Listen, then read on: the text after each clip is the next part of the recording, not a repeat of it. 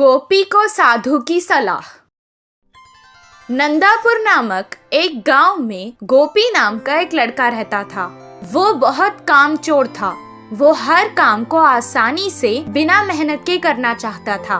मेहनत का काम उसे बहुत मुश्किल लगता था।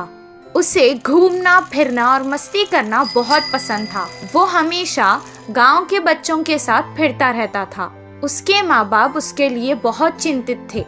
वो बस अपने बच्चे को सुधरता देखना चाहते थे। एक दिन उसे गांव में एक साधु मिला। साधु को गोपी के बारे में पता था। उसे सुधरने के लिए उसने उसे एक सलाह दी।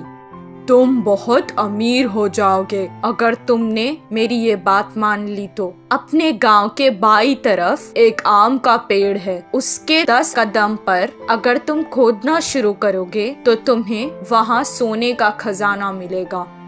ये बात सुनकर पहले गोपी बहुत खुश हुआ, लेकिन मेहनत लगेगी सोचकर ये कहने लगा, आप इस खजाने के बारे में मुझे ही क्यों बता रहे हैं? आप खुद भी तो इसे लेकर अमीर हो सकते हैं। हम साधुओं को धन का लालच नहीं है, हम बस लोगों की मदद करते हैं। इतना कहकर वो वहाँ से चला गया। गोपी कहने लगा कि उस खजाने के लिए पता नहीं कितना खोदना पड़ेगा, और अगर इतनी मेहनत के बाद भी खजाना अगर नहीं मिला तो सब बेकार हो जाएगा। इतना कहकर वो भी वहाँ से चला गया। हर काम को वो ऐसे ही टाल देता था। कुछ दिन बाद गांव में पानी बंद हो गया।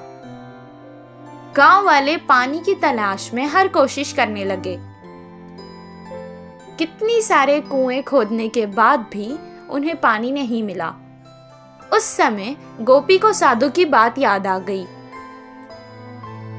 मैं अगर इस बुरे समय में वो खजाना लेकर इस गांव से चला जाऊं तो आराम से रह सकता हूं, वो सोचने लगा और वहां से फावड़ा लेकर आम के पेड़ के पास खोदने चला गया। कितना खोदने पर भी उसे खजाना नहीं मिला, लेकिन गांव की ऐसी हालत देखकर उसने खोदना बंद नहीं किया। खजाना लेकर यहाँ से चला जाने की लालच में वो खोदता ही गया। 4 दिन तक खोदने के बाद उसके पैरों के नीचे उसे पानी महसूस हुआ। कुछ देर बाद उस घड़े में पानी भरने लगा। वो तुरंत उस घड़े से बाहर निकल गया। पानी कुएं की तरह उस घड़े में भर गया। इस बात का पता गांव में लगते ही सारे गांव वाले आकर उस कुएं को देखने लगे। गांव वालों की जान बचाने के लिए सबने उसे कुछ न कुछ उपहार भी दिया।